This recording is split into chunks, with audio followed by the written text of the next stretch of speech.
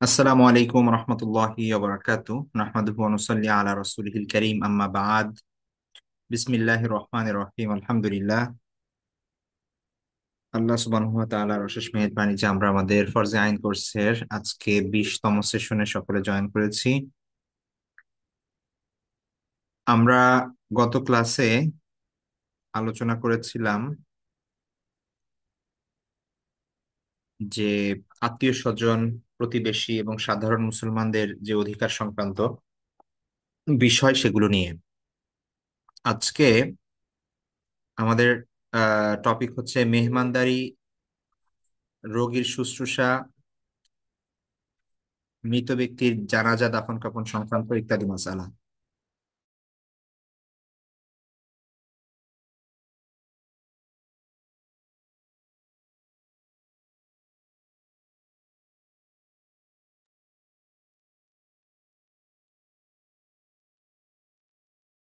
আজকের বিষয়টি খুবই গুরুত্বপূর্ণ বিষয়।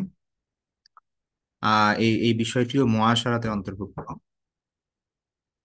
আজকে আমাদের ক্লাসে যে বিষয়গুলো থাকছে সেটা হচ্ছে মেহমানদারির গুরুত্ব, ফজিলত, আহ উভয় পক্ষের করণীয়, মেজবান এবং মেহমানের, রোগ ব্যাধিতে আক্রান্ত হলে একজন মুসলমানের মনোভাব কেমন হওয়া উচিত সেই সংক্রান্ত কিছু বিষয়, এবং রোগীর সেবা করা বা রোগীকে দেখতে যাওয়ার যে বিধান ইসলামে সেটা, এবং মৃত্যু হয়ে গেলে জানাজা সংক্রান্ত দাফন কাফন ইত্যাদি, এবং মৃত্যু পরবর্তী যারা উত্তরাধিকারী আছে তাদের যদি কোনো করণীয় থাকে সেই বিষয়গুলো নিয়ে ইনশাআল্লাহ আজকে আলোচনা করব। তো টপিক অনেকগুলো এবং এগুলোর প্রত্যেকটাই স্বতন্ত্রভাবে আলাদাভাবে আলোচনার বিষয় মূলত, কিন্তু আমরা সবগুলো সংক্ষেপে একসঙ্গে আলোচনা করব যে বিষয়গুলো আমাদের না হলেই নয়। তো প্রথমত মেহমানদারিতার বিষয় যদি বলি সেটা হচ্ছে এটা শুধুমাত্র ইসলাম ই না, বরং এটা সকল মানে সভ্য সমাজেই কোনো গেস্ট আসলে তাকে তাকে তার যথাযথ সম্মান করা, তাকে আপ্যায়ন করানো, তো এটার প্রচলন সব জায়গায় আছে। তো ইসলামে সেই বিষয়টাকে আরো বেশি গুরুত্ব দেওয়া হয়েছে। এই বিষয়টাকে রাসূল সাল্লাল্লাহু আলাইহি ইসলামের হাদিস এবং কোরআনের দৃষ্টিভঙ্গিতে যদি আমরা দেখি তাহলে ধর্মীয় দৃষ্টিকোণ থেকেও আমরা এটার অনেক গুরুত্ব পাই। কোরআনে আল্লাহ সুবহানাহু ওয়া তাআলা হযরত ইব্রাহিম আলাইহিস সালামের ঘটনা বর্ণনা করেছেন সূরা হুদের মধ্যে। সেখানে যখন ফেরেশতারা ইব্রাহিম আলাইহিস সালামের কাছে এসেছিলেন, তো সেই সময়ে তারা সালাম দিয়েছিলেন। ইব্রাহিম আলাইহিস সালাম সে সালামের উত্তর দিয়ে তাদেরকে বসতে বলে, তিনি তো ভেবেছিলেন যে এনারা বোধহয় আহ, মানুষ। তো তিনি একটি গরু মানে গরুর বাছুর তিনি ভুনা করে নিয়ে এসেছিলেন, গরুর মাংস নিয়ে এসেছিলেন। তো কিন্তু পরবর্তীতে তিনি জানতে পারেন যে তারা হচ্ছে ফেরেশতা। তো ইব্রাহিম আলাইহিস সালামের এটা অনেক বড় একটি গুণ ছিল। ইব্রাহিম আলাইহিস সালামের যেই প্রশংসনীয় যেই ধরনের গুণাবলী ছিল তার মধ্যে থেকে একটা বড় বিষয় হচ্ছে এটা, যে তিনি প্রতিদিন কমপক্ষে একবার হলেও কোনো একটা মেহমান খুঁজে তার সঙ্গে খাবার খেতেন। ঠিক আছে, নিজে একলা একাকী খাবার খেতে পছন্দ করতেন। তো মেহমানদারিতার গুরুত্ব এই জন্য অনেক। আল্লাহ রসুল সাল্লাহ আলহিহাল্লাম আল্লাহ রসুল সাল্লাহ আসলাম যখন প্রথমে ওহী প্রাপ্ত হলেন আল্লাহর পক্ষ থেকে, তো সেই সময় তিনি তো নিজের উপর আশঙ্কা করেছিলেন। তিনি দ্রুত দিশেহারা অবস্থায় খাদিজা রাদিয়াল্লাহু তাআলা আনহার কাছে গিয়ে বলেছিলেন যে আমাকে জাম্মিলুনি জাম্মিলুনি, আমাকে চাদর দিয়ে আবৃত করে দাও। তো আমি আশঙ্কা করছি নিজের উপর, আমি বোধহয় ধ্বংস হয়ে যাব। তো সেই সময় খাদিজা রাদিয়াল্লাহু তাআলা আনহা রাসূল সাল্লাল্লাহু আলাইহি ওয়াসাল্লামকে যে সকল কথা বলে আশ্বাস দিয়েছিলেন, সান্ত্বনা দিয়েছিলেন, তার মধ্যে এই বিষয়টাও ছিল যে আল্লাহ আপনাকে কখনোই অপমানিত করবেন না। কেননা কি কি কারণ আল্লাহ মানে কি কি গুণাবলী আল্লাহ রাসূল সাল্লাল্লাহু আলাইহি ওয়াসাল্লামের মধ্যে ছিল, তার মধ্যে যে বিষয়গুলো ছিল সেটা হচ্ছে আত্মীয় স্বজনের সঙ্গে সদ্ব্যবহার করা, দুর্বলদের দায়িত্ব বহন করা, নিঃস্বকে সাহায্য করা, এবং তার মধ্যে এটাও ছিল যে মেহমানদারি করা। হ্যাঁ, মেহমানকে কদর করা, মেহমানকে সম্মান করা। তো এই জন্য আল্লাহ রাসূল সাল্লাল্লাহু আলাইহি ওয়াসাল্লামের সহ ইব্রাহিম আলাইহিস সালাম, এবং এই গুণটা সকল নবী রাসূলের মধ্যেই ছিল, যে মেহমানকে সম্মান করা এটা অনেক বড় একটা গুণ, যেই গুণের মাধ্যমে আল্লাহ সুবহানাহু ওয়া তাআলার রহমত এবং বরকত লাভ করা সম্ভব। তো এছাড়াও এছাড়াও আরো হাদিস আছে। আহ, আল্লাহ রাসূল সাল্লাল্লাহু আলাইহি ওয়াসাল্লাম, আমরা জানি, যেখানে বলা হয়েছে যে মান কানা ইউমিনু বিল্লাহি ওয়াল ইয়াউমিল আখিরি ফালইউকরিম দাইফাহু। কেউ যদি যে ব্যক্তি আল্লাহ এবং পরকালে বিশ্বাস করে, সে যেন তার মেহমানকে সম্মান করে। তো সেই মেহমান যে কোনো ধরনের হতে পারে। আহ যে কোনো মুসলিম যদি আপনার আহ মানে বাসায় আসে, উপস্থিত হয়, আপনার কাছে আসে, তিনি আপনার মেহমান। সেটা আত্মীয় স্বজনের মধ্যেও হতে পারে, এমনি সাধারণ প্রতিবেশীর মধ্যে থেকে হতে পারে, পরিচিত মানুষের মধ্যে থেকে হতে পারে, এমনকি অপরিচিত হতে পারে। ঠিক আছে। তো যথাযথভাবে মেহমানের সম্মান করা এটা একজন প্রকৃত মুমিনের কর্তব্য, দায়িত্ব। তো আমরা এখানে দ্রুত কিছু পয়েন্ট দেখব। প্রথম যে বিষয়টা আমরা এখানে নিয়ে এসেছি সেটা হচ্ছে মেজবান বা যার বাসায় আসা হয়, যিনি মেহমানদারি করান, এই আপ্যায়নকারী বা মেহমানদারি যিনি করান, তার কিছু করণীয় আছে। ঠিক আছে, সেই করণীয় যেটা ধর্মীয় দৃষ্টিকোণ থেকে আমরা দেখি, আদবগুলি আমাদের ফলো করা উচিত। তো এই জিনিসগুলো যখন আমাদের মধ্যে থাকবে, তখন মানুষ হিসেবে আমরা ভালো মানুষে রূপান্তরিত হব। আমরা আমরা যদি ঈশ্বরের দৃষ্টিতে দেখি, যে আমাদের সামাজিক রিলেশনের দৃষ্টিতে দেখি, তাহলে আমাদের রিলেশন ভালো হবে, পারস্পরিক সম্পর্ক ভালো থাকবে। আর যখন আমাদের মধ্যে এই আদব কায়দা থাকবে না, ইসলামী বিধিবিধান, এটিকেটস, এগুলো যখন আমরা জানবো না এবং ফলো করব না, তখন নিজেদের মধ্যে অনেক দূরত্ব বাড়বে এবং ঝগড়াঝাটি, ফাসাদ, এগুলো লেগে থাকবে। এবং আমাদের দুনিয়াতেও আমরা শান্তিতে থাকতে পারবো না, এবং পরকালীনও আমাদের সফলতা অর্জন করা সম্ভব হবে না। তো আমাদের এখানে যেই আদবগুলো, সে আদবগুলো হচ্ছে মেজবানের জন্য। মেজবান মানে হচ্ছে যার বাসায় মেহমান আসে, হোস্ট যারা, তাদের জন্য। এক নাম্বার হচ্ছে, আমরা যদি কোনো আয়োজন করি, তাহলে আমরা এখানে খেয়াল রাখবো যে অনেক সময় আমরা যে মানুষকে দাওয়াত করি, আমাদের মধ্যে ব্রেইনে অনেক ক্রাইটেরিয়া থাকে। ঠিক আছে। তো দেখা যাচ্ছে যে অনেক আহ ধন সম্পদ আছে, টাকা পয়সা আছে, এমন মানুষদেরকে দাওয়াত দিই, যাদের সমাজে ভালো আহ ইয়া আছে, টাকা পয়সা আছে, যাদের ভালো নাম কাম আছে, প্রসিদ্ধ, এমন মানুষকে আমরা দাওয়াত দেওয়ার চেষ্টা করি। তো এই ক্ষেত্রে, দাওয়াত দেওয়ার ক্ষেত্রে, আল্লাহ ভীরু যারা, আল্লাহওয়ালা, আল্লাহর ভয় যাদের অন্তরে আছে, যারা দিন পালন করেন, এই ধরনের মানুষকে প্রাধান্য দেওয়া উচিত। আল্লাহ রাসূল সাল্লাল্লাহু আলাইহি ইসলামের নির্দেশ হচ্ছে, লা তুসাহিব ইল্লা মুমিনান ওয়ালা ইয়াকুল তাআমাক ইল্লা তাকিয়ুন। লা তুসাহিব ইল্লা মুমিনান মানে হচ্ছে, মুমিন ব্যতীত কাউকে বন্ধু বানায় না, মুমিন ব্যতীত কারোর সাথে চলাফেরা করো না। মানে আহ উঠা বসা চলাফেরা এমন এমন যেই লোকদের সাথে করবা, তারা যেন প্রকৃত মুমিন হয়। ঠিক আছে। ওয়ালা ইয়াকুল তোয়ামাকা ইল্লা তাকিয়ুন, আর মুত্তাকি মানুষ ছাড়া যেন তোমার খাবার কেউ না খায়। তুমি যাদেরকে খাওয়াবা, যাদের জন্য তোমার টাকা পয়সা খরচ করবা, তারা যেন মুত্তাকি মানুষ হয়, পরহেজগার মানুষ হয়। হ্যাঁ, ফাসেক কাফের ফুজ্জার তাদের পিছে টাকা খরচ করে মানে তারা তো তোমার জন্য দোয়াও করবে না। আর এটা ঠিকও না। তো যাই হোক, এই হাদিস দ্বারা আমরা বুঝতে পারি যে আল্লাহ রাসূল সাল্লাল্লাহু আলাইহি ওয়াসাল্লাম বলেছেন যে মুমিন ব্যতীত কাউকে যেন আমরা বন্ধু না বানাই, এবং মুত্তাকি পরহেজগার মানুষ ছাড়া যেন আমাদের খাবার কেউ না খাই। তো এই হাদিসের বিশেষ উদ্দেশ্য আছে, সেটা হচ্ছে যে আহ মূলত মুত্তাকিদের সাহচর্যকে, মুত্তাকি যারা, যারা হচ্ছে আপনার কি বলে, যাদের অন্তরে তাকওয়া আছে, যারা আল্লাহকে ভয় করে, যাদের সঙ্গে চললে আহ, আমি নিজেও দিন শিখতে পারবো, বা হচ্ছে আল্লাহর ভয় আমার অন্তরে ঢুকবে, তো এমন মানুষের সাহচর্য যেন আমরা বেশি গ্রহণ করি, তাদের সাথেই যেন আমাদের সময় বেশি কাটে, এইটাকে গুরুত্ব দেওয়ার জন্য এই হাদিস বলা হয়েছে। এবং আহ পাপী যারা, যারা হচ্ছে আল্লাহর বিরোধিতা করে এবং যাদের সাথে মিশলে নিজেরও পাপ করার সম্ভাবনা তৈরি হয়, ঠিক আছে, যে আমাকে ভুল পথে নিয়ে যাবে, এমন মানুষদের থেকে দূরে থাকা বা তাদের সংস্রব পরিত্যাগ করা, এটা উদ্দেশ্য। ঠিক আছে। এবং আল্লাহ ভীরু যারা, প্রকৃত আল্লাহর আল্লাহর ভয় অন্তরে রাখে, তাদেরকে সম্মান করা মূলত উদ্দেশ্য। তো যাই হোক, এই নির্দেশনাটা ইমাম খাত্তাবী রহিমাহুল্লাহ বলেন যে এই নির্দেশনাটা এটা হচ্ছে দাওয়াতের ক্ষেত্রে প্রযোজ্য। ঠিক আছে। এইটা মানে স্বাভাবিক ইন জেনারেল সময়ের কথা। কিন্তু কোনো ক্ষুধার্ত মানুষ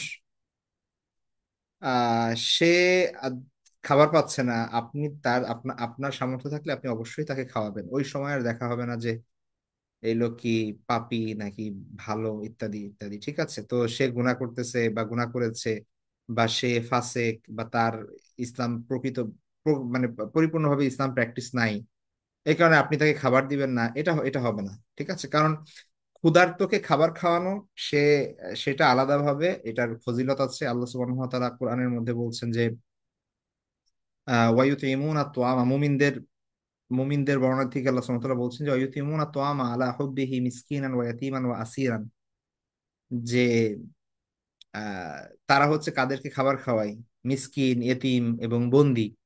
তো এখান থেকে স্কলাররা বলেন যে বন্দীদের খাবার খাওয়ানো মানে কি? বন্দি কারা থাকে? বন্দি হয় কাফেরদের সাথে যুদ্ধ হয়েছে তাদেরকে বন্দি করা হয়েছে, অথবা কেউ অপরাধ করছে তাকে বন্দি করা হয়েছে। তো বন্দি মানে কি? অবশ্যই সে ফাসেক অথবা কাফের, ঠিক আছে, বা অপরাধী। তো আল্লাহ সুবহানাহু ওয়া তাআলা বন্দীদের খাবার খাওয়ানো মানে এই অপরাধীদের খাবার খাওয়ানো, এটাও কিন্তু মুমিনের আলামত হিসেবে গণ্য করেছেন। তো ওই হাদিসটা হাদিসের জায়গায়, এই আয়াতটা আয়াতের জায়গায়। ওভারঅল আল্লাহ রাসূল সাল্লাল্লাহু আলাইহি ওয়াসাল্লাম যেই সময়ে তিনি বলছেন ওই কথাটা, যে ফাসেকদের মানে মুত্তাকি মানুষ ছাড়া যেন খাবার কেউ না খায়, সেই সময় এমন ছিল যে সবাই মূলত তাকওয়াবান ছিল। তাকওয়াবান যে ওই সময় ছিল না, তার মানে সে কাফের, তার মানে হচ্ছে সে হচ্ছে আপনার মুনাফিক। মানে আল্লাহ রাসূল সাল্লাল্লাহু আলাইহি ওয়াসাল্লাম যেই সময় জীবিত আছেন, তার মানে তার আশেপাশে যত মুসলমান আছে তারা তো সাহাবী আল্লাহ রাসূল সাল্লাল্লাহু আলাইহি ওয়াসাল্লাম, অর্থাৎ ইসলামের সর্বশ্রেষ্ঠ মুত্তাকি, সর্বশ্রেষ্ঠ পরহেজগার মানুষ তারা। আর তার বাইরে যারা আছে, অর্থাৎ মুসলমান দাবি করছে কিন্তু মুত্তাকি না, পরহেজগার না, তাইলে তার মানে তারা মুনাফিক। ঠিক আছে, উপর দিয়ে ইসলামের কথা বলছে, ভেতর থেকে তাদের মধ্যে তাকওয়া নাই। তো সেটার কথা ডিফারেন্স। আমরা এমন একটা সময় বাস করছি যেখানে আমাদের মানে সত্যিকারের পরহেজগার মানুষই খুঁজে পাওয়া দুষ্কর। তো এই ক্ষেত্রে তো ওই হাদিস এক্স্যাক্টলি ফলো করা এখানে মুশকিল। তো এটা একটা কন্টেক্সচুয়াল। আপনি যখন কাউকে দান করবেন খাবার মানে তা অসহায় দেখলে আপনি দান করতে পারবেন, এটা জরুরি না যে আপনার খোঁজ নিতে হবে যে সে 5 ওয়াক্ত নামাজ পরিপূর্ণভাবে পড়ে কিনা, জাকাত মানে সে রোজা রাখে কিনা, না রাখলে দিব না। ঠিক আছে, এরকম কিছু না। আপনি ক্ষুধার্ত মানুষকেই খাবার খাওয়াবেন, অসহায় মানুষকেই আপনি সাহায্য করবেন, ইনশাল্লাহ আল্লাহ কবুল করবেন। ঠিক আছে, যাই হোক। আহ তারপরে দাওয়াতের ক্ষেত্রে আরেকটা বিষয় যেটা, সেটা হচ্ছে শুধুমাত্র ধনীদের দেখে বেছে বেছে দাওয়াত না দেওয়া। কারণ হচ্ছে আল্লাহ রাসূলুল্লাহ সাল্লাল্লাহু আলাইহি ওয়াসাল্লামের হাদিস, শাররু তোয়ামি তোয়ামুল ওয়ালিমা ইউদা লাহাল আগনিয়া ওয়া ইউতরাকুল ফুকারা। ওলিমার মতো একটা খাবার, ওলিমা হচ্ছে আল্লাহ রাসূল সাল্লাল্লাহু আলাইহি ইসলামের মানে সুন্নাত, যে সকল অনুষ্ঠান সুন্নাত অনুষ্ঠান, ঠিক আছে, সেগুলোর মধ্যে একটা হচ্ছে ওলিমা। অর্থাৎ বিয়ে করার পরে মানে পাত্র তিনি তার বাসায় দাওয়াত করে বিয়ের আনন্দ ভাগাভাগি করা অন্যদের সাথে, এবং অন্যদেরকে খাবার খাওয়ানো বিয়ের খুশিতে। তো এটাকে উলিমা বলে। এটা সুন্নাত, আল্লাহ রাসূল সাল্লাল্লাহু আলাইহি ওয়াসাল্লাম নিজে করেছেন অলিমা, এবং অন্যদের সাহাবীদেরকে করার নির্দেশ দিয়েছেন, করতে বলেছেন, উৎসাহিত করেছেন। তো অলিমার মতো একটা বরকতপূর্ণ খাবারে এখানে আল্লাহ রাসূল সাল্লাল্লাহু আলাইহি ওয়াসাল্লাম বলছেন যে আহ ওই খাবার সব থেকে নিকৃষ্ট খাবার। ঠিক আছে, ওই অলিমার খাবার সব থেকে নিকৃষ্ট খাবার যে অলিমাতে ধনীদের দাওয়াত করা হয় আর ফকিরদেরকে বা দরিদ্র অসহায়দেরকে উপেক্ষা করা হয়। ঠিক আছে, তো তার মানে হচ্ছে আহ শুধু ধনীদের বেছে বেছে দাওয়াত না দেওয়া। এটা অনেক সময় দেখা যায় আমাদের মধ্যে। ঠিক আছে, গরিবদের বা অসহায় মানুষদের দাওয়াত দিলে অনেক সময় রিলেটিভ যারা আত্মীয় স্বজন গরিব বলে তাদেরকে দাওয়াত দেওয়া হয় না। তো এগুলো খুবই ন্যাক্কারজনক কর্মকাণ্ড। এখান থেকে আমাদের বেরিয়ে আসতে হবে। দাওয়াত, 3 নাম্বার হচ্ছে দাওয়াত যেন গর্ব অহংকারের প্রকাশের জন্য না হয়। হ্যাঁ, এটা কোনো উপলক্ষে যদি আমরা কাউকে দাওয়াত করি, সেটা সওয়াবের নিয়তে করব, আল্লাহকে খুশি করার জন্য করব, রাসূলের সুন্নাহ ফলো করার জন্য করব। ঠিক আছে, সেটা আকিকার বিষয় হোক, ওলিমা বিষয় হোক, বা অন্য কোনো যে কোনো বিষয়ে হোক, এমনিই হোক। অন্যকে খাবার খাওয়ানো এটা সুন্নাত। সেই হিসেবে যদি আপনি মানুষকে এমনি খাবার খাওয়ান, তাহলেও সওয়াব অর্জন হবে। কিন্তু এটার জন্য মানে আপনার অনেক টাকা আছে, টাকা উড়াচ্ছেন, গর্ব নিজের মধ্যে অহংকার বশত আপনি অনুষ্ঠান করছেন, লক্ষ লক্ষ টাকা খরচ করছেন মানুষ যাতে আপনাকে অনেক বড় মনে করে, এই ধরনের মন মানসিকতা রাখা, এর দ্বারা আপনার টাকাও নষ্ট হচ্ছে, কোনো সওয়াবও হচ্ছে না, উল্টো গুনাহ হবে। তো সেই জায়গা থেকে আমাদের বেরিয়ে আসতে হবে। রাসূলুল্লাহের হাদিস আছে যে আল্লাহ রাসূলুল্লাহ বলে, আল্লাহ রাসূলুল্লাহকে একজন জিজ্ঞেস করলো যে ইয়া রাসূলুল্লাহ আইয়ুল ইসলামি খায়র, কোন ইসলাম সব থেকে উত্তম, কোন ইসলাম বলতে আহ ইসলামের কোন কাজ সব থেকে উত্তম। তো আল্লাহ রাসূলুল্লাহ বললেন যে তুতাইমুত তাআম, যে তুমি ক্ষুধার্তকে খাবার খাওয়াবে, ওয়া তাকরাউস সালাম, এবং সালাম দিবে কাকে, আলা মান আরাফতা ওয়া মান লাম তারিফ, তুমি যাকে চেনো বা চেনো না উভয়কেই তুমি সালাম দিবে। ঠিক আছে, পরিচিত হোক বা অপরিচিত হোক উভয়কে সালাম দেওয়া, ক্ষুধার্তকে খাবার খাওয়ানো, এটা হচ্ছে অন্যতম উত্তম ইসলামের উত্তম আমল। তো মেহমানকে স্বাগত জানানো, রাসূল সাল্লাল্লাহু আলাইহি ওয়াসাল্লামের কাছে যখন প্রতিনিধি দল আসতো তখন তিনি মারহাবান মারহাবা বলে সম্বোধন করতেন। হ্যাঁ? তো এইভাবে কেউ আসলে, অতিথিরা আসলে তাদেরকে সাদরে অভ্যর্থনা জানানো, এটা সুন্নাত। তারপরে অতিথিকে সম্মান করা। আমরা তো জানি, হাদিস অলরেডি পড়েছি, মান কানা ইউমিনু বিল্লাহি ওয়াল ইয়াউমিল আখিরি ফালইউকরিম দাইফাহু, যে ব্যক্তি আল্লাহ এবং পরকালে বিশ্বাস করে সে যেন তার আহ মেহমানদের সম্মান করে। তো মেহমানের সম্মানের প্রতি খেয়াল করা, এটা খুব জরুরি।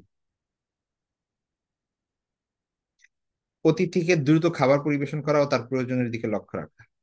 ঠিক আছে, আমরা তো ইব্রাহিম আলাইহিস সালামের ওই ঘটনা থেকে বুঝতে পারি যে তিনি দ্রুত খাবার নিয়ে এসেছেন। কারণ অতিথি যখন আসে, তিনি রাস্তায় কষ্ট হয়েছে কিনা, খাবার খেয়েছে কিনা, খেয়ে এসেছে কিনা, তার প্রয়োজনের দিকে খেয়াল রাখা, এটা খুব জরুরি। হ্যাঁ, অনেক সময় দেখা যাচ্ছে অতিথি এসে বসে ওয়েট করতেছে, ওয়েট করছে, যার জন্য আসছে তার খবর নেই, তিনি অন্য কাজে ব্যস্ত। তো এরকম যেন না হয়। আহ অতিথিকে মানে অনেক গুরুত্বপূর্ণ মনে করা এবং তার প্রতি খেয়াল রাখা, তার ফ্রেশ হওয়ার দরকার থাকলে, তার পানি দরকার হলে, টাওয়েল দরকার হলে তাকে ওয়াশরুম দেখিয়ে দেওয়া, ইত্যাদি এই ধরনের যে বিষয়গুলো থাকে, প্লাস হচ্ছে খাবার, ক্ষুধার্ত থাকলে খাবার দেওয়া দ্রুত, সেই বিষয়গুলো দ্রুত, এই বিষয়গুলো দিকে খেয়াল রাখা। তারপরে মেহমানের আপ্যায়ন নিজে করা। হ্যাঁ, অনেক সময় আমরা দেখা যাচ্ছে যে মেহমান আসে, আহ যারা যারা হচ্ছে হোস্ট, বাসার মালিক, ঠিক আছে, তারা ওই ভিতরে রুমে বসে আছে, আর এই পাশ থেকে তাদের বাসার কাজের মেয়ে বা ছেলে তারা হচ্ছে সার্ভ করছে, এরা নিজেরা একলা একলা খাচ্ছে। মানে এতে এটা উচিত না। ঠিক আছে, এটা উচিত না। বরং মেহমানের সাথে, মেহমান যারা আসবে তাদের সাথে আপ্যায়ন করা, নিজে খাইয়ে দেওয়া, মানে সার্ভ করে দেওয়া, ঠিক আছে, খাবারের ব্যবস্থা করে দেওয়া, সাথে থাকা, এটা এটা খুব জরুরি। ঠিক আছে, এটা এটা থাকলে তারা ফিল করে, মানে লজ্জা ফিল করে না, বরং এটা তারা মনে করে যেটা তাদেরকে সম্মান করা হচ্ছে। তো আপনি অনেক খাবারের আয়োজন করলেন, ঠিক আছে, গেস্ট আসলো, আপনি আপনার কাজের ছেলে মেয়ে তারা খাবার সার্ভ করে দিচ্ছে, আর আপনি ওই ভেতরে যে বসে আছেন, তো এরা তখন কি ফিল করবে? তো এখানে অবশ্যই যদি পর্দার বিষয় থাকে, ঠিক আছে, যদি এমন হয় যে না, এখানে মাহরাম নন মাহরামের বিষয় আছে, তো তখন সেই বিষয়গুলো ওইভাবে মেনটেন করা এবং তাদের থেকে ওজোর পেশ করে নেওয়া, বা এখানে যেই সদস্যরা আসতে পারবে, ঠিক আছে, তো তাদের মাধ্যমে কাজগুলো করানো, এভাবে করা আর কি। কারণ এটা নিজে সার্ভ করা, এটার আলাদা আলাদা গুরুত্ব আছে। সাহাবা একরাম, আল্লাহ রাসূল সাল্লাল্লাহু আলাইহি ওয়াসাল্লাম থেকে এগুলো প্রমাণিত। এমনকি ইমাম বুখারী রাহিমাহুল্লাহ তাআলা তার সহিহ বুখারীতে একটা অধ্যায় এনেছেন, মানে অধ্যায়ের নামে দিয়েছেন বাবু ইকরামিদ দাইফি ওয়া খিদমাতি ইয়াহু বিনাফসি, যে মেহমানের সম্মান করা এবং মেহমানকে নিজেই খেদমত করা, নিজেই তাকে সার্ভ করা, এই নামেই ইমাম বুখারী রহমাতুল্লাহ আলাদা আলাদা অধ্যায় এনেছেন। ওইখানে অনেক হাদিস আছে। ঠিক আছে, তো এটার গুরুত্ব আসলে অনেক। তারপরে আহ অভিনয় বা ভান না করা, অনেক সময় কৃত্রিম আচরণ করি আমরা অনেক। ঠিক আছে, অন্তরে যেটা থাকে সেটা বলি না, আবার যেটা বলি সেটা অন্তরে থাকে না। ঠিক আছে, এই ধরনের ইয়া না করা, যে ও তো, এই মেহমানদেরকে আমরা যতটুকু কদর করব মন থেকে করব, যতটুকু পারবো মন থেকে করব। ঠিক আছে, তো এই ধরনের জিনিসগুলো অনেক সময় আমাদের অভ্যাসগত অনেক কিছুই করি আমরা, হ্যাঁ, অনেক খাবারের আয়োজন করে বলি কিছুই খাওয়াইতে পারলাম না ইত্যাদি এই সেই, হ্যাঁ, যত্ন করতে পারলাম না। তো এগুলো বলার বলার কথা বলি আর কি, কিন্তু আসলে আহ যেটা আপনি ফিল করবেন সেটাই বলবেন, ঠিক আছে। এমন কিছু না করা, যেটাকে তাকাল্লুফ বলা হয় আর কি, এটাকে কৃত্রিম আচরণ, এটা নিষেধ, ঠিক আছে। ওমর রাদিয়াল্লাহু তাআলা আনাস রাদিয়াল্লাহু আনহু বলেছেন, কুন্না ইনদা ওমর ফাকালা নুহিনা আনিত তাকাল্লুফ। ওমর রাদিয়াল্লাহু আনহু বলেন যে আমাদেরকে তাকাল্লুফ করতে নিষেধ করা হয়েছে। হ্যাঁ, অনেক সময় এমন হয় আমাদের আমাদের দেশীয় কালচারটা এরকম আর কি মূলত। আহ বাইরের অনেক দেশে এই জিনিসগুলো নাই, হ্যাঁ, তাই আপনাকে জিজ্ঞেস করা হচ্ছে যে আপনি খাবেন কি না, আপনি বললেন যে খাবো না, ব্যাস শেষ, খাবেন না। আমাদের দেশে হয় কি যে আমি প্রথমে না বলবো, তারপর আমাকে আরো অনেক রিকোয়েস্ট করা হবে, বারবার বলা হবে যে না খান খান খান, তারপরে আমি জোর করে খাইতে বসবো, হ্যাঁ। আর যদি না বলে তাইলে খাবার দেওয়ার সময় এরকম করি আমরা, হ্যাঁ, যে জোর করে বেশি দিতে চাই, আবার সে মোটেও নিবে না। এই ধরনের অনেক টাকার লোভ আছে আমাদের সমাজে, কালচারে। তো এই টাকার লোভ গুলো পরিহার করা উচিত আমাদের।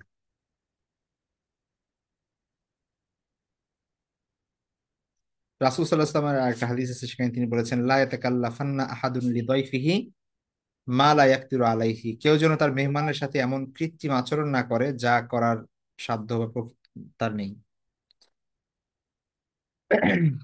তো আচ্ছা, তারপর 9 নাম্বার হচ্ছে অতিথিকে নিজের উপর প্রাধান্য দেওয়া। এটা খুব ইম্পর্টেন্ট বিষয়। অনেক ক্ষেত্রে দেখা যাচ্ছে যে আহ বাসায় গেস্ট আসলে হয়তো থাকার জায়গা, খাবারের বসার জায়গা বা এমন অনেক কিছুতে হয়তো বা ইয়া পড়তে পারে, ঠিক আছে। তো সেই জায়গাগুলোই মেহমানদের প্রাধান্য দেওয়া, হ্যাঁ, মেহমানদের প্রাধান্য দেওয়া, নিজেরা কষ্ট করে থাকে মেহমানদেরকে ভালো রুমে দেওয়া, বা বা তাদের জন্য যেটা তাদের জন্য কোনো কষ্ট না হয় সেই দিকে লক্ষ্য রাখা। একটা ঘটনা আপনারা জানেন হয়তো বা, আবু তালহা রাদিয়াল্লাহু তাআলা এবং তার স্ত্রীর মানে চমৎকার একটা ঘটনা আছে। আবু হুরায়রা রাদিয়াল্লাহু তাআলা আনহু থেকে বর্ণিত এই হাদিসটি। যে একবার আল্লাহ রাসূল সাল্লাল্লাহু আলাইহি ওয়াসাল্লামের কাছে এক লোক আসলো। তো তিনি আহ আসলো, এখন তাকে খাওয়ানোর জন্য বা মেহমানদারি করার জন্য তিনি তার স্ত্রীদের কাছে, আল্লাহ রাসূল সাল্লাল্লাহু আলাইহি ওয়াসাল্লাম তার স্ত্রীদের কাছে লোক পাঠালেন যে দেখো কার কাছে কি আছে। আল্লাহ রাসূল সাল্লাল্লাহু আলাইহি ওয়াসাল্লামের ওয়াইফদের কারো কাছেই কোনো খাবার ছিল না সে সময়, শুধু পানি ছাড়া আর কিছুই নেই। তো আল্লাহ রসুল সাল্লাহ আসলাম তখন সাহাবিদের মধ্যে বললেন যে কে আছো যে এই ব্যক্তিকে মেহমান হিসেবে নিয়ে নিজের সাথে খাওয়াতে পারো। তখন একজন আনসার সাহাবী আবু তালহা রাদিয়াল্লাহু তাআলা আনহু তিনি বললেন যে আমি নিব হে আল্লাহ রসুল। তখন এই বলে তিনি তার বাসায় নিয়ে গেলেন মেহমানকে। তখন তার স্ত্রীকে বললেন যে আল্লাহ রাসূলের মেহমানকে আমি নিয়ে আসছি, তাকে সম্মান করতে হবে। কি আছে বাসায়? তো তখন তার স্ত্রী বললেন যে বাচ্চাদের কিছু খাবার আছে, আর এছাড়া আর কিছুই নেই। মানে আমাদের নিজেদেরও খাবার নেই, শুধু বাচ্চাদের কিছু খাবার আছে। তো তখন এই সাহাবী বললেন যে তুমি এই খাবারগুলো প্রস্তুত করো আর বাচ্চাদেরকে ঘুম পাড়ায় দাও, ঠিক আছে। তো তখন বাচ্চাদেরকে ঘুম পাড়ায় দিলেন তিনি, আর যতটুকু খাবার প্রস্তুত করেছিলেন সেইটুকু নিয়ে বসলেন, ঠিক আছে। তো তখন এখন খাবার তো অল্প পরিমাণ, আহ এটা তো সবার হবে না। তো তখন যেটা করলেন ওনারা একটা ট্রিক খাটালেন, সেটা হচ্ছে খাবার যখন শুরু ওই মেহমানকে দিয়ে ওনারা লাইটটা বন্ধ করে দিলেন, মানে আহ, মানে কি বলে ওই সময় যে ইয়া ছিল, বাতি ছিল আর কি, সেইটা ঠিক করতে, মানে ঠিক করার অজুহাতে গিয়ে বাহানা করে ওই লাইট বাতিটা বন্ধ করে দিলেন। আর অন্ধকারে তারা দুজনে এইভাবে হাত নাড়াতে লাগলেন, মানে খাওয়ার যে শব্দ হয় সে শব্দ করতে লাগলেন। মেহমান ভাবতে লাগলো যে ওনারাও খাচ্ছেন। এভাবে মেহমান খাবার শেষ করলেন। তো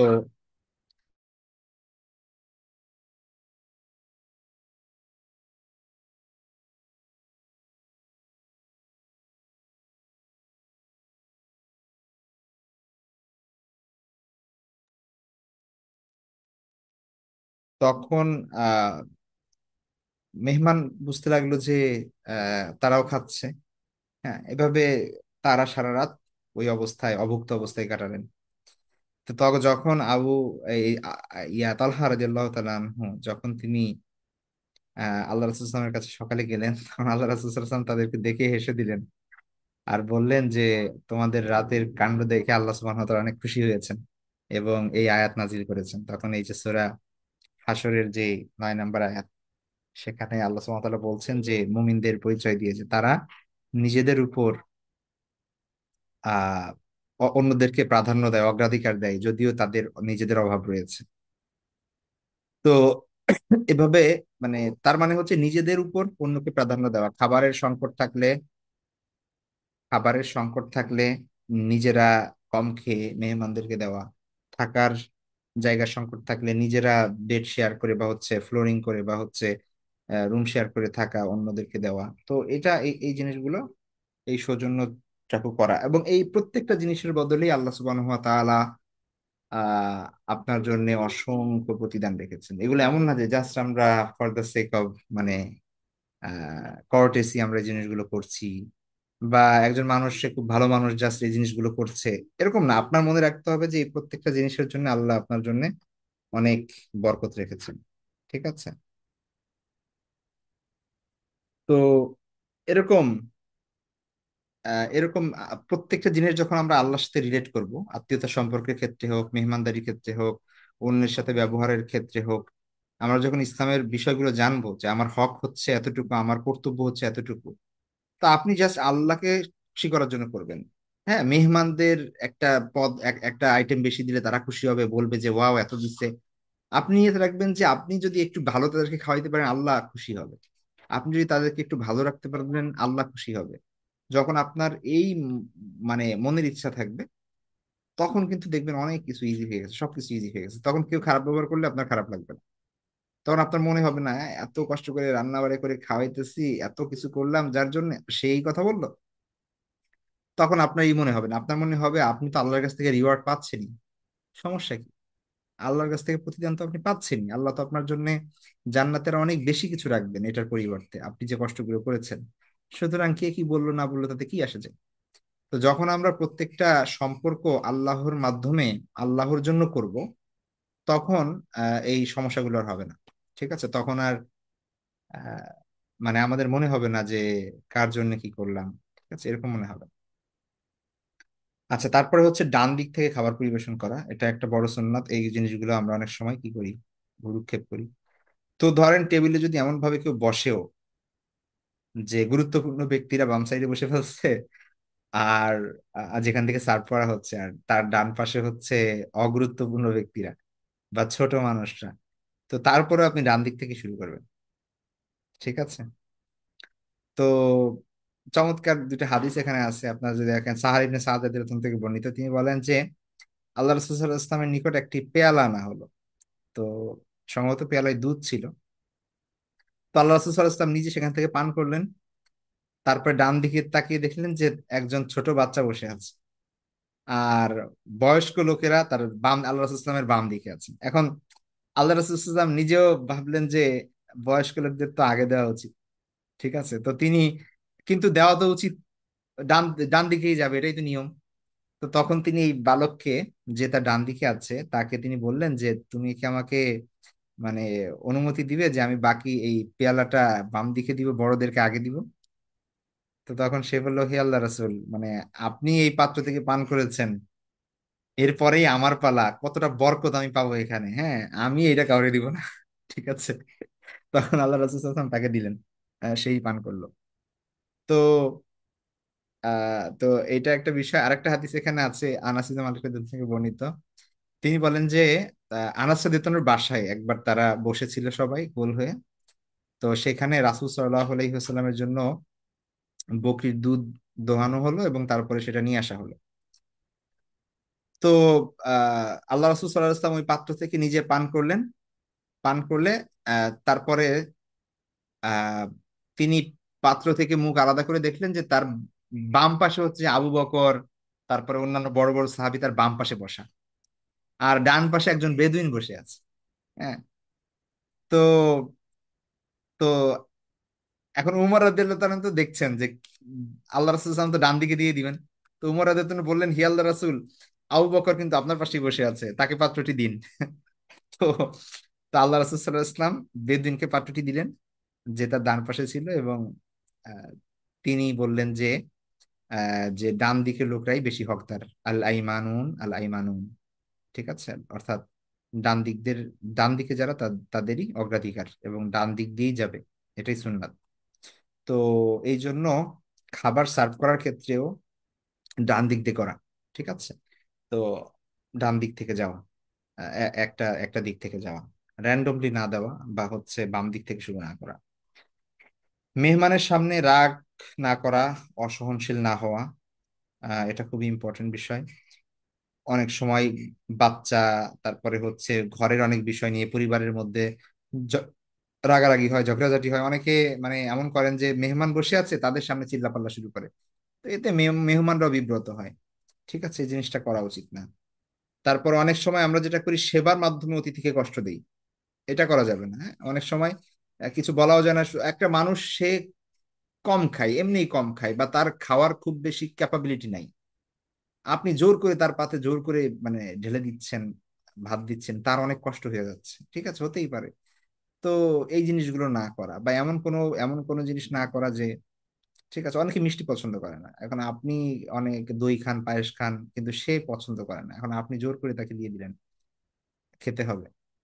তো খাওয়ার বিষয় আছে, আর অনেক বিষয় আছে যেগুলো আমরা অনেক সেবা যত্ন করতে গিয়ে এমন অতিরিক্ত অনেক কিছু করে ফেলি, উল্টো তাতে কষ্টের কারণ হয়।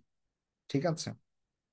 আবার অনেক অনেক সময় এমন হয় যে মেহমান আসছে, সে দেখা যাচ্ছে সে খুব জার্নি করে আসছে, টায়ার্ড, তার বিশ্রাম দরকার। এখন আপনি তার সাথে গল্প করতে করতে বেশি সময় দিতে গিয়ে তার মানে আপনি এমন এমন করছেন যে তার বিশ্রাম নিতে পারছে না সে, মানে কষ্ট হচ্ছে দেখেই বোঝা যাচ্ছে তার এখন বিশ্রাম দরকার। তো এই জিনিসগুলো বোঝার চেষ্টা করা, যে অতিরিক্ত সেবা যত্ন করতে গিয়ে যেন আবার কষ্ট না দিয়ে ফেলি। আর তারপরে আরেকটা বিষয় হচ্ছে মেহমানের কারণে বিরক্তি বা অস্বস্তি প্রকাশ না করা। হ্যাঁ, কোনো মেহমানের থেকে যদি এমন কোনো আচরণ প্রকাশও পেয়ে যায় যার দ্বারা যেটা অনুচিত, তার করা উচিত হয় নাই, তো তারপরেও সেটাকে ধৈর্যের সাথে মোকাবেলা করা এবং ক্ষমা করে দেওয়া। ঠিক আছে। উম, মেহমান খাবার গ্রহণ শেষ করার পূর্বে খাবার তুলে না নেওয়া। ঠিক আছে। তো খাচ্ছে, খাবার অর্ধাঅর্ধি হয়েছে, আপনি খাবার নিয়ে গেলেন টেবিল থেকে, ইয়াগুলো বলগুলো নিয়ে গেলেন, তো হতে পারে যে কারো হয়তো আরো লাগতো, সেই দিকে খেয়াল রাখা। ঠিক আছে। এবং বিদায়কালে মেহমানদের সাথে বাড়ির দরজা পর্যন্ত এগিয়ে দেওয়া, মানে যতদূর সম্ভব আর কি এগিয়ে দেওয়া তাদেরকে। তো এভাবে এই বিষয়গুলো হচ্ছে একজন মেজবানের করণীয়, তার করা উচিত। ঠিক আছে। এর এর অপোজিটে মেহমান যিনি হবেন তারও কিছু করণীয় আছে।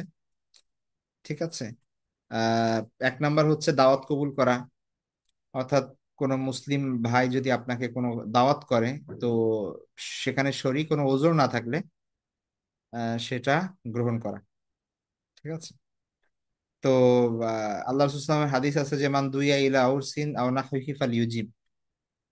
কাউকে যদি বিবাহ বা অনুরূপ কোনো অনুষ্ঠানে দাওয়াত দেওয়া হয়, সে যেন তা কবুল করে। আরেকটা হাদিসে আছে, আল্লাহ রাসূল সাল্লাল্লাহু আলাইহি ওয়াসাল্লাম বলছেন যে, ইদা দুইয়া আহাদুকুম ইলা তুআমিন ফালইউজিব ফা ইন শাআ তুআইমা ওয়া ইন শাআ তারাকা। যে কাউকে যদি কোনো খাবারের দাওয়াত দেওয়া হয়, সে যেন তা কবুল করে। এখন সে যদি সে গিয়ে যাবে ওখানে, উপস্থিত হবে, যদি খাইতে ইচ্ছা হয় সে খাবে, যদি খাইতে না চায় ওজোর চেয়ে মাপ চেয়ে চলে আসবে যে, না আমি খাইতে পারতেছি না, আমার এই সমস্যা আছে। ঠিক আছে, কিন্তু সে দাওয়াত কবুল করবে অবশ্যই। দাওয়াত কবুল করার ক্ষেত্রে ধনী দরিদ্র পার্থক্য না করা, শুধু বড় লোকরা দাওয়াত দিলে যাব, গরিবরা দাওয়াত দিলে যাব না, এরকম কোনো বিষয় নেই। ঠিক আছে।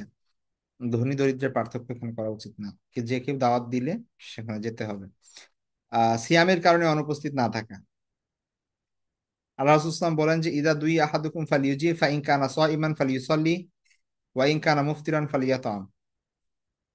যে তোমাদের কেউ যদি দাওয়াত দেওয়া হয়, কাউকে যদি দাওয়াত দেওয়া হয়, সে যেন তা কবুল করে। ঠিক আছে। সে যদি রোজাদার হয় তাহলে দাওয়াতকারীর জন্য দোয়া করবে, আর যদি রোজাদার না হয় তাহলে খাবার খাবে। ঠিক আছে। যদি রোজাদার হয় সে বলবে যে, আমি রোজাদার, আমি খেতে পারছি না, কিন্তু তোমাদের জন্য দোয়া করলাম। ঠিক আছে। কিন্তু দাওয়াত তারপরে কবুল করতে হবে। মেজবানের বাড়িতে যেতে দীর্ঘক্ষণ বিলম্ব না করা, অনেক সময় গেস্ট, তার জন্য সবাই অপেক্ষা করছে। হ্যাঁ। তো ফেমাস মানুষ, তার আসার পরে সবাই খাবে, এখন এই লোক দেরি করতেছে ঘন্টার পর ঘন্টা, সবাই বসে আছে। তো এই এই ধরনের যা কাজ যেন না হয়। ঠিক আছে। যথাসময়ে মেজবানের বাড়িতে যাওয়া, বা সেই আয়োজনের স্থলে যাওয়া, এটা জরুরি। ঠিক আছে, বিলম্ব না করা। মেজবানের বাড়িতে প্রবেশ বা বিদায়কালে অনুমতি নেওয়া, এটাও গুরুত্বপূর্ণ বিষয়।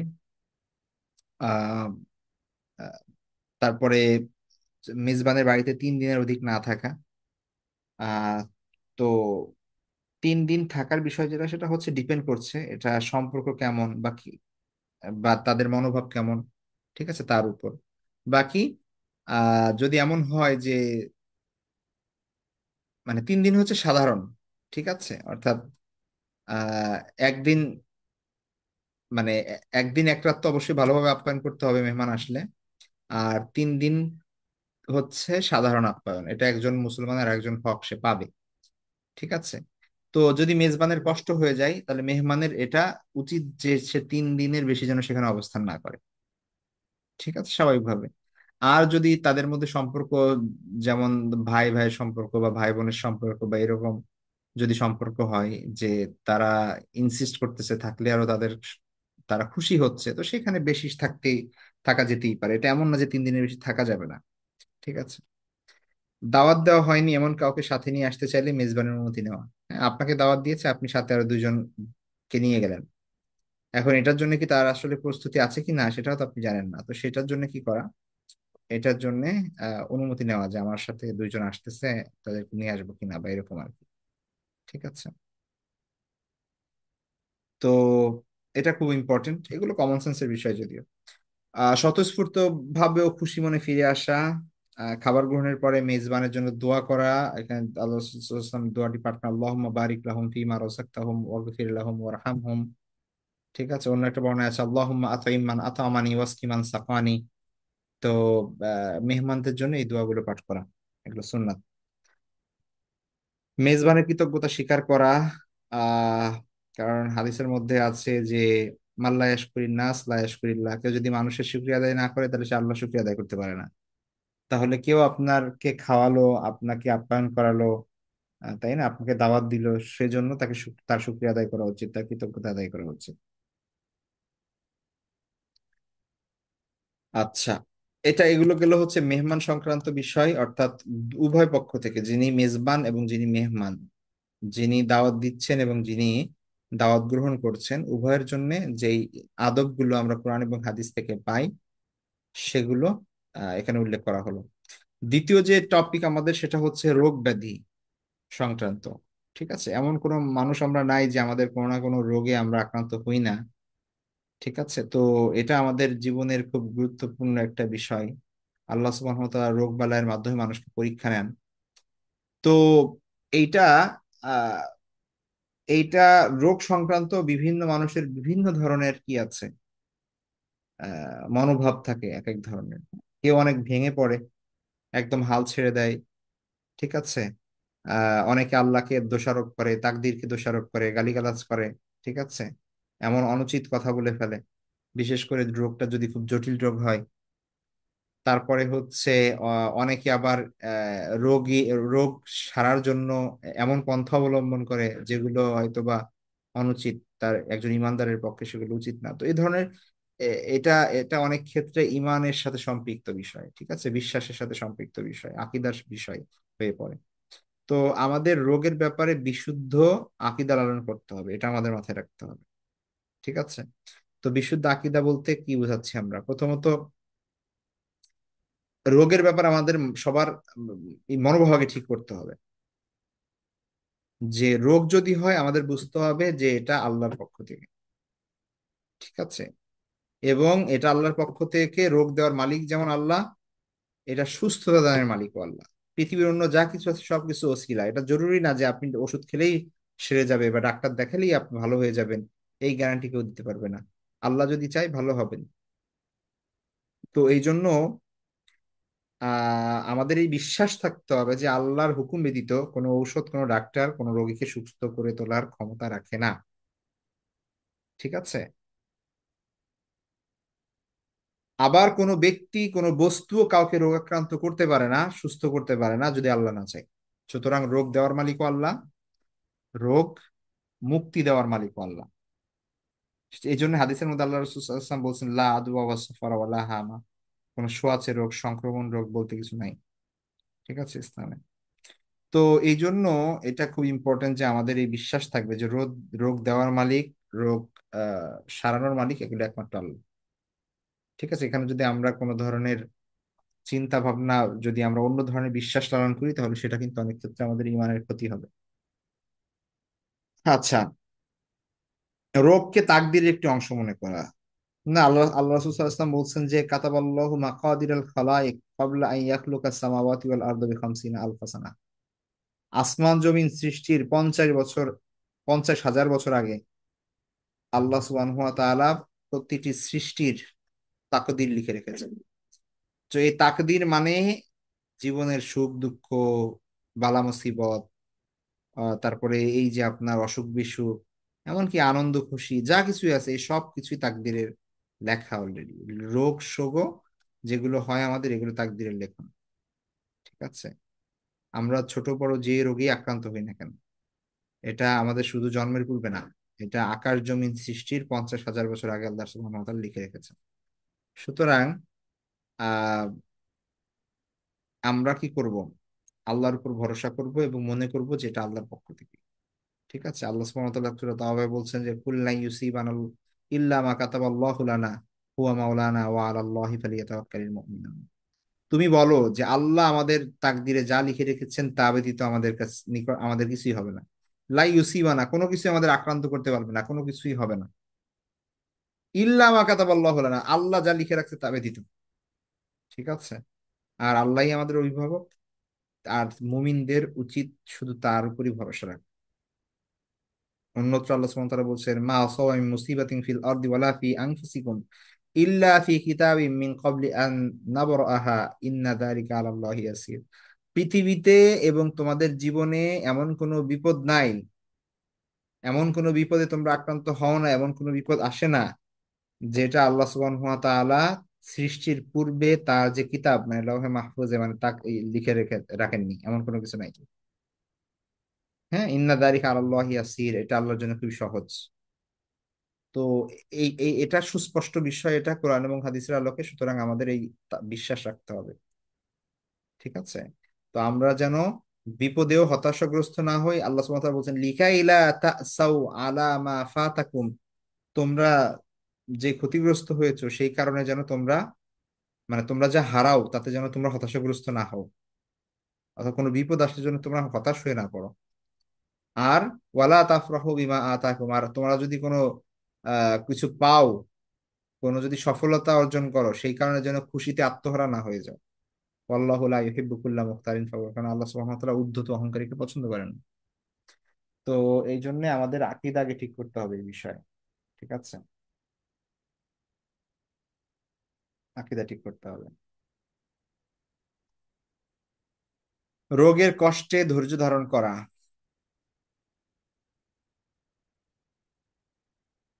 রোগীর যে কোনো বিপদ আসুক ধৈর্য ধারণ করা এটা খুব জরুরি। ওয়াসসাবিরিনা ফিল বাসাই ওয়াদ দাররাই ওয়া হিনাল বাস উলাইকা আল্লাযীনা সাদাকু ওয়া উলাইকা হুমুল মুত্তাকুন। আল্লাহ বলছেন মুত্তাকিদের, মুত্তাকি এবং সত্যবাদী যারা, ঠিক আছে, তাদের পরিচয় আল্লাহ দিচ্ছেন যে ধৈর্যশীল। তারা হচ্ছে ফিল বাসাই ওয়াদ দাররাই, অভাবে, রোগ পীড়ায়, যুদ্ধের সময়, এই সকল ক্ষেত্রে তারা ধৈর্যের সাথে মোকাবেলা করে, ধৈর্যের সাথে থাকে। আর আল্লাহ বলছেন এরাই হচ্ছে সদাকু, এরাই প্রকৃত সত্যবাদী এবং এরাই হচ্ছে মুত্তাকি। ঠিক আছে, আল্লাহ সুবহানাহু ওয়া তাআলা ধৈর্যশীলদের যে ওই পুরস্কার দিবেন, আল্লাহ বলছেন ইন্নামা ইউআফাস সাবিরুনা আজরাহুম বিগাইরি হিসাব, নিঃসন্দেহে ধৈর্যশীলগণ তাদের পুরস্কার পাবে অপরিমিতভাবে। বিগয়রি হিসাব মানে হিসাব ছাড়া, সীমাহীন পুরস্কার আল্লাহ রেডি করে রেখেছেন যারা ধৈর্যশীল তাদের জন্য। ঠিক আছে, তো এটা খুব ইম্পর্টেন্ট একটা বিষয়, ধৈর্য ধরা। আচ্ছা, রোগকে গালি না দেওয়া, আমরা অনেক সময় গালাগালি করি। ঠিক আছে, বিভিন্ন ধরনের, আল্লাহ রাসূল সাল্লাল্লাহু আলাইহি ওয়াসাল্লাম বলেছেন যে রোগ ব্যাধিকে, আহ হযরত জাবির বিন আব্দুল্লাহ থেকে বর্ণিত, একবার আল্লাহ রাসূল সাল্লাল্লাহু আলাইহি ওয়াসাল্লাম উম্মুল মুসাইয়িব বা উম্মু সাইব নামে একজন মহিলা সাহাবীকে তিনি দেখতে গিয়ে বললেন মা লাকি ইয়া উম্মা সাইব, তুজাফজিফিন, যে হে উম্মে সাইব, তোমার কি হয়েছে, এভাবে থরথর করে কাঁপছো কেন? আহ তখন তিনি বলেন যে আল হোম্মা লা বারাকাল্লাহু ফিহা, যে আমার জ্বর হয়েছে, আল্লাহ যেন তাতে বরকত না দেয়, মানে আল্লাহ যেন আরো জ্বর বাড়ায় না দেয়, ঠিক আছে। তখন এই কথা শুনে আল্লাহ রাসূল সাল্লাল্লাহু আলাইহি ওয়াসাল্লাম বললেন, লা তুসাব্বিল হুম্মা, মানে জ্বরকে তোমরা ইয়া করো না, গালি দিও না। ফাইন্নাহা তুযহিবু খাতায়া বানি আদম, কেননা জ্বর কি করে, মানুষের আদম সন্তানের পাপকে, অন্যায়কে বা তার যে গুনাহ আছে সেগুলোকে এমন ভাবে মাফ করে দেয়, মোচন করে দেয়, মুছে ফেলে, কামা ইউযহিবুল কিরু খাবসাল হাদিদ, যেমনি ভাবে কামারের যে হাপড় সেটা লোহার যে যে মরিচিকা যেভাবে দূর করে দেয়, তেমনি ভাবে জ্বর মানুষের গুনাহ সেভাবে মিটিয়ে দেয়। ঠিক আছে, সুতরাং জ্বর হচ্ছে, আমরা মনে করতেছি হায় আল্লাহ জ্বরে 3 দিন ধরে, 1 সপ্তাহ ধরে পড়ে আছি, উঠতে পারতেছি না, আল্লাহ কি দেখতেছে না, আমরা এরকম এরকম এই অবস্থা, আমার চাকরি বাকরিতে যেতে পারছি না, আর ব্যবসা বাণিজ্য করতে পারছি না, লেখাপড়া করতে পারছি না, খাইতে ভালো লাগতেছে না, কতটুকুই বা সমস্যা হচ্ছে, কিন্তু আপনার অনেক গুনাহ আল্লাহ সুবহানাহু ওয়া তাআলা এই জ্বরের মাধ্যমে মাফ করে দিচ্ছেন। তো এটা যদি আপনি জানতেন বা উপলব্ধি করতে পারতেন, তাহলেই প্রকৃত মুমিনের কাজ হতো। ঠিক আছে। তো এভাবে আহ এভাবে প্রত্যেকটা বিষয়, যে কোনো প্রতিকূল, মানে প্রতিকূল যে সিচুয়েশন গুলো সেগুলোকে ব্লেম না করে, সেগুলোকে গালিগালাজ না করে আল্লাহর উপর ছেড়ে দেওয়া এবং ধৈর্য ধারণ করা, এটা একজন মুমিনের কাজ। মৃত্যু কামনা না করা, আতঙ্কিত হতাশ না হওয়া, আল্লাহর কাছে বেশি বেশি দোয়া করা, তারপরে দান সাদাকা করা। ঠিক আছে, আল্লাহ রাসূলুল্লাহ সাল্লাল্লাহু আলাইহি ওয়াসাল্লামের হাদিস আছে, দাউ মারদাকুম বিস সাদাকা, তোমরা সাদাকার মাধ্যমে তোমাদের রোগীদের চিকিৎসার ব্যবস্থা করো। তো সাদাকার, বিপদ আপদে পড়লে বা হচ্ছে অসুস্থ হলে সাদাকা করা, এটাও গুরুত্বপূর্ণ বিষয়। ঠিক আছে, সাদাকা করে আল্লাহর কাছে দোয়া প্রার্থনা করা, চিকিৎসার ব্যবস্থা করা। আহ তো এটা এমন না যে জাস্ট আল্লাহ দিয়েছেন, তাকদিরে আছে, তাকদিরে আবার যখন ভালো হবে তখন আমরা করব। পৃথিবীর যেই মাধ্যম আল্লাহ দিয়েছেন সেগুলো অবলম্বন করাও সুন্নাহ। ঠিক আছে। তো যে কোনো বিপদ আপদ, বালা মুসিবত, রোগ বালাই, এগুলো যাই হবে না কেন, সেগুলোর যদি অ্যাভেলেবল ট্রিটমেন্ট থাকে অবশ্যই সেটা গ্রহণ করার চেষ্টা করা বিশেষজ্ঞ ডাক্তারদের কাছ থেকে। এটা তাওয়াক্কুল বা ধৈর্যের পরিপন্থী নয়। হারাম বস্তু দিয়ে চিকিৎসা না করা। আহ ঠিক আছে, তবে যদি এমন সিচুয়েশন হয় যে এমন অসুখ হয়েছে যেটা আসলে, মানে এটার কোনো ট্রিটমেন্ট হালাল বিষয় দ্বারা সম্ভব না, আর আহ এটা এমন জটিল বিষয় যে তার অনেক সমস্যা হবে, তো সেই ক্ষেত্রে হারাম বিষয় দিয়েও ট্রিটমেন্ট করা যেতে পারে। ঠিক আছে, যেমন আমরা ইসের মধ্যে দেখি আপনার রাসূল সাল্লাল্লাহু আলাইহি ওয়াসাল্লাম একবার আহ এক অসুস্থতার জন্য কিছু মানুষকে উটের পেশাব পান করতে বলেছিলেন। ঠিক আছে। তো আহ, তো এটা তো হাদিস আছে। তো এটা ওই সিচুয়েশনাল বিষয়গুলো যদি কোনো স্কলার বলেন, মানে কোনো বিশেষজ্ঞ ডাক্তার ওই বিষয়ে যদি বলেন যে এটা ট্রিটমেন্ট নাই, কোনো বিষয় এটার জন্য ধরেন এমন জিনিস দিয়ে ট্রিটমেন্ট করতে হবে যেটা হারাম, ঠিক আছে, ওষুধ হিসেবে সেটা খেতে হবে বা এরকম কিছু, তাহলে ওই পরিমাণ ওইটা জায়েজ হতে পারে, যদি এটার কোনো অল্টারনেটিভ না থাকে আর কি। আচ্ছা, এখন রোগীর জন্য সুস্থ ব্যক্তির করণীয় কি? সেখানে প্রথমত রোগীকে দেখতে যাওয়া, তার সেবা করা। ঠিক আছে। একজন মুসলমানের প্রতি অপর মুসলমানের যে 6টি হক আমরা গত ক্লাসে পড়েছি, তো তার মধ্যে একটা হচ্ছে ইদা মারাদা ফাউদুহু, যখন সে অসুস্থ হয় তাকে তার সেবা করো বা তাকে দেখতে যাও। ঠিক আছে। আর একটা হাদিসে আল্লাহ সাল্লাল্লাহু বলেছেন, ঔদুল মারিদ ওয়াত্তাবিউল জানাজাতা তুযাক্কিরুকুমুল আখিরা, তোমরা অসুস্থ ব্যক্তিকে দেখতে যাও, অসুস্থ রোগীর সেবা করো এবং জানাজার সালাতে অংশগ্রহণ করো, তা কি করবে, তোমাদের আখিরাতের কথা স্মরণ করিয়ে দেবে। তারপরে হাদিসে কুদসিতে এসে একটা প্রসিদ্ধ হাদিস, আমরা জানি যে আল্লাহ আল্লাহ সুবহানাহু ওয়া তাআলা কিয়ামতের দিন বান্দাকে বলবে যে, হে বনি আদম, হে আদম সন্তান, আমি অসুস্থ ছিলাম কিন্তু তুমি আমার সেবা শুশ্রূষা করোনি। তখন বান্দা বলবে যে, হে রব, আপনি কিভাবে কিভাবে আপনার সেবা করব, অথচ আপনি তো এই বিশ্বের রব্বুল আলামিন, আপনি তো মহাবিশ্বের প্রতিপালক। তখন আল্লাহ বলবেন যে, আমা আলিম তান্না আব্দি ফুলানান মারিদা মারিদা ফালাম তাউদহু, যে আমার অমুক বান্দা, তুমি কি জানো না যে আমার অমুক বান্দা অসুস্থ ছিল, তুমি তার সেবা করো নাই? আমা আলিম তান্নাকা লাউ উত্তাহু লাউ লাওয়াজাত্তানি ইনদাহু, তুমি যদি তার সেবা করতে তাহলে আমাকে সেবা করা হতো। তো এটা এটা তো হাদিসটা প্রসিদ্ধ, আমরা জানি। তো এরকম আরো হাদিস আছে যেখানে আমরা বুঝতে পারি যে যে আল্লাহ রাসূল সাল্লাল্লাহু আলাইহি ওয়াসাল্লাম তো শুধু মুসলিম রোগী না, আল্লাহ রাসূল সাল্লাল্লাহু আলাইহি ওয়াসাল্লাম অমুসলিম কাফের রোগী থাকলে তাদেরকেও দেখতে যেতেন। ঠিক আছে। তো অবশ্যই এগুলো সওয়াবে নিয়তে করবো। এমন অনেক সময় হয় যে গ্রাম থেকে একজন আসছেন ঢাকা শহরে অসুস্থ, এখন দেখতে না গেলে কেমন দেখা যায়, ঠিক আছে, বা অমুক অসুস্থ হয়ে গিয়েছে, তাকে দেখতে না গেলে এখন কি বলবে। হ্যাঁ, তো কি বলবে বা কেমন দেখা যায়, সৌজন্যতা সামাজিকতা বজায় রাখার জন্য আমরা যাই। তো আমরা যদি শুধু আল্লাহকে সন্তুষ্ট করার জন্য যেতাম তাহলে এটার সাথে সাথে কত সওয়াব পেতাম আমরা। তো এই জন্য আমাদের নিয়ত ঠিক করা সর্বক্ষেত্রে এটা জরুরি। রোগীর জন্য সাদাকা করা, অসহায় রোগীদের সহযোগিতা করা, কারো যদি চিকিৎসার সামর্থ্য না থাকে সেটা চেষ্টা করা, সেই তার সেই খাতে ব্যয় করা, রোগীর জন্য দোয়া করা বা ঝাড়ফুঁক করা, সে মানে রুকিয়া করা আর কি। তারপরে হচ্ছে চিকিৎসার জন্য সুপরামর্শ দেওয়া, ইত্যাদি। রোগীকে দেখতে যাওয়ার অনেক ফজিলত আছে। হাদিসের মধ্যে আছে কোনো মুসলমান যদি কোনো অসুস্থ কেউ যদি অসুস্থ মুসলিমকে দেখতে যায় তাহলে 70,000 ফেরেশতা বিকাল পর্যন্ত তার জন্য দোয়া করে। আর কেউ যদি সকালে দেখতে যায় তাহলে 70,000 ফেরেশতা সন্ধ্যা পর্যন্ত তার জন্য দোয়া করতে থাকে। আবু দাউদ, তিরমিজি, ইবনে মাজাহ হাদিস। আনাস ইবনে মালিক রাদিয়াল্লাহু আনহু বলেন, রাসূল সাল্লাল্লাহু আলাইহি ওয়াসাল্লাম বলেছেন, যে ব্যক্তি উত্তম রূপে ওযু করে এবং সওয়াবের উদ্দেশ্যে কোনো অসুস্থ মুসলমানকে দেখতে যায় তাকে জাহান্নাম থেকে 60 বছর সমপথ দূরে রাখা হবে। তো রোগীকে দেখতে যাওয়ার কিছু আদবও আছে, যেমন অজু সহ দেখতে যাওয়া, যথাসম্ভব শরীরে হাত দিয়ে তার অবস্থা সম্পর্কে জিজ্ঞাসা করা, রোগীকে সান্ত্বনার বাণী শোনানো। ঠিক আছে। আহ তারপরে হচ্ছে রোগীর কাছে বেশি সময় অবস্থান না করা, মানে এতে যদি রোগীর কষ্ট করার সম্ভাবনা থাকে আর কি, তাহলে সংক্ষিপ্ত করা। আর যদি রোগী ভালো ফিল করে, একাকী হসপিটালে ছিল, এখন কেউ গিয়েছে তার সাথে কথাবার্তা বলে ভালো লাগছে, তাহলে সেই সময় আপনি বেশি সময় দিতে পারেন। আহ চিকিৎসক কর্তৃক রোগীর সাথে দেখা সাক্ষাতের ক্ষেত্রে কোনো পরামর্শ থাকলে সেগুলো রক্ষা করা। অনেক রোগীকে স্পর্শ করলে আরো তার ক্ষতি হবে, তো সেই ক্ষেত্রে সেই জিনিসগুলো থেকে বিরত থাকা ইত্যাদি। ঠিক আছে। রোগীর কোনো চাহিদা আছে কিনা, কিছু লাগবে কিনা, কিছু খেতে মন চাচ্ছে কিনা ইত্যাদি, এই বিষয়ে খোঁজ খবর নেওয়া। রোগীর কাছে গিয়ে উচ্চ আওয়াজে কথা না বলা, রোগীর জন্য দোয়া করা।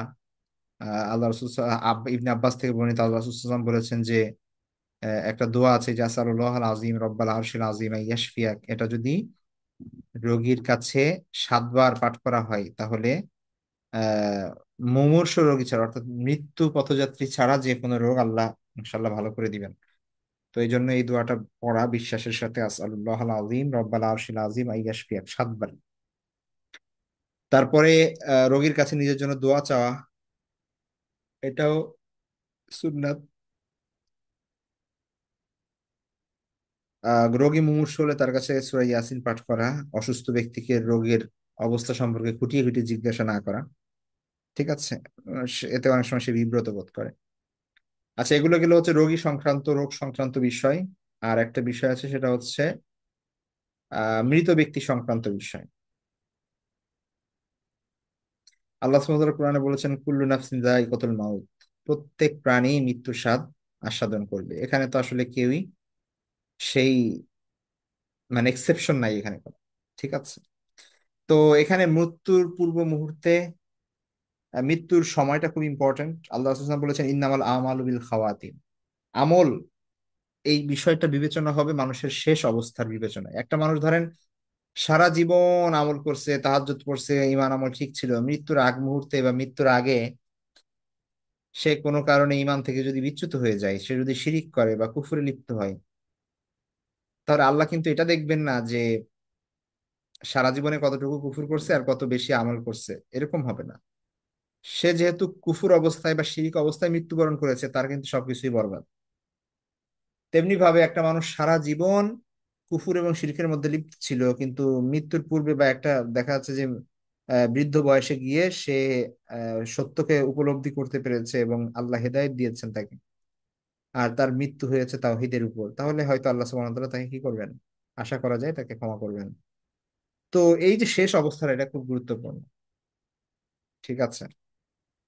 তো এই জন্য এই মৃত্যুর পূর্ব মুহূর্তে আহ ভালো মানে হচ্ছে ভালো থাকা। আল্লাহ রাসূল সাল্লাল্লাহু আলাইহি ওয়াসাল্লাম বলেছেন যে লাক্কিনু মাউতাকুম লা ইলাহা ইল্লাল্লাহ, যে ব্যক্তি মৃত্যু পথযাত্রী তার পাশে লা ইলাহা ইল্লাল্লাহর তালকিন করা। ঠিক আছে, লা ইলাহা ইল্লাল্লাহ বেশি বেশি পড়া যাতে সেও পড়ে এটা শুনে। তো এটা এটা জরুরি, কারণ মৃত্যুর পূর্ব মুহূর্ত সময়টা শয়তান তার শেষ চেষ্টা করে যে কোনোভাবে না কোনোভাবে এই লোকটাকে গোমরা করার জন্য। কারণ একটা মানুষ মারা যাচ্ছে মানে হচ্ছে সে একদম তার দুনিয়ার খাতা ক্লোজ হয়ে যাচ্ছে। তো এই অবস্থায় যদি কাউকে গোমরা করা যায় তাহলে তার পৃথিবীতে যত আমল সে করছে এর পূর্বে সব শেষ। তো এই জন্য শয়তানের একটা অনেক বড় চাল থাকে এবং অনেক বড় প্রচেষ্টা থাকে যে মৃত্যু পথযাত্রীকে সে বিভিন্ন লোভ দেখাতে থাকে, বিভিন্ন মানে আমরা হয়তো সেটা জিনিসগুলো দেখি না বা উপলব্ধি করি না, কিন্তু সে প্রচেষ্টা করতে থাকে। তো এই জন্য তালকিন দেওয়া মানে হচ্ছে মৃত্যু পথযাত্রী ব্যক্তিকে কালিমাতে এইবার বারবার শোনানো, তার কানের কাছে পড়া, পাশে পড়া, তাকে পড়তে বলা, এটা এটা সুন্নাহ। এটা আল্লাহ রাসূল বলেছেন।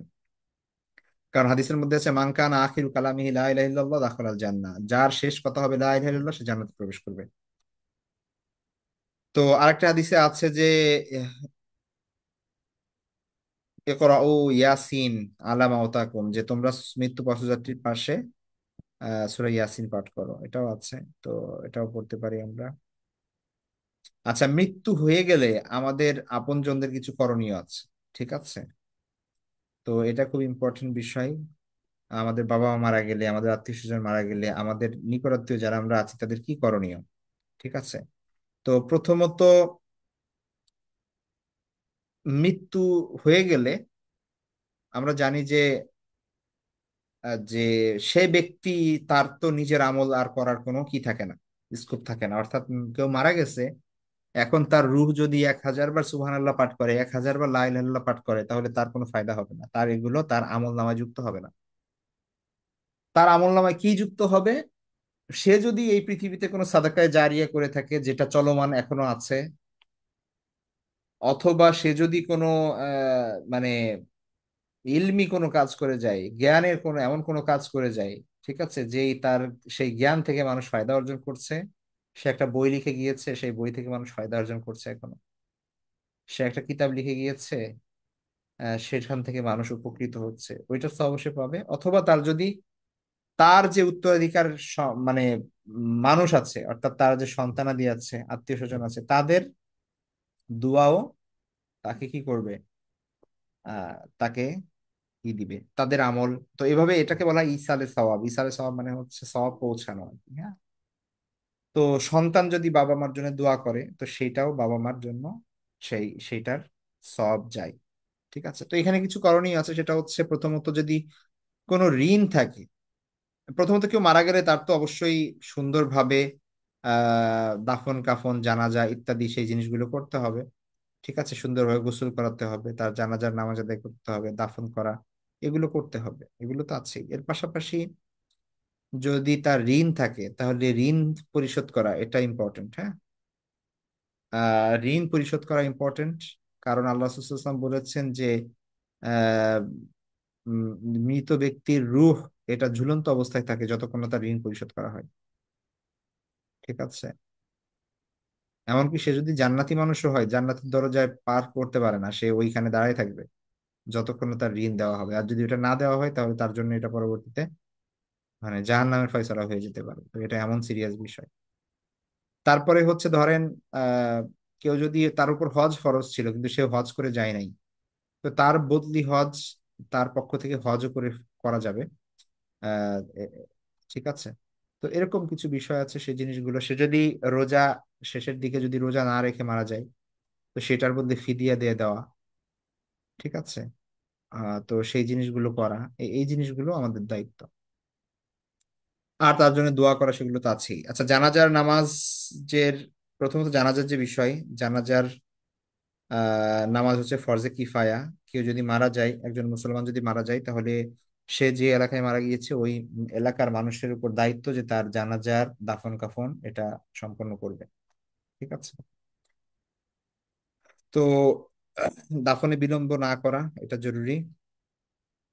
মৃত ব্যক্তির যে অধিকার, দাফন পরবর্তী দোয়া ইস্তেগফার করা, তারপরে হচ্ছে ওসিয়ত দেনা পরিশোধ করা, তিনি যদি তার যদি কোনো ঋণ থাকে যেটা বললাম সেই ঋণ পরিশোধ করা, যদি হজ না করে গিয়ে থাকে তাহলে হজ আদায় করা, এটাও করা যেতে পারে, হাদিসের মধ্যে আছে।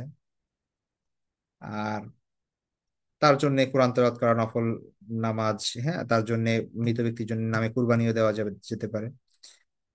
তো বিভিন্ন, তার জন্য দোয়া করা যেতে পারে, ভালো আমল করা যেতে পারে, মানুষকে খাওয়ানো যেতে পারে। ঠিক আছে, যে কোনো ধরনের ভালো কাজ করা যেতে পারে তার জন্য। তো ঠিক আছে, আজকে আমাদের এ পর্যন্তই থাকবে। আমাদের নেক্সট ক্লাস ইনশাল্লাহ শুক্রবারে, আল্লাহ তৌফিক দিলে।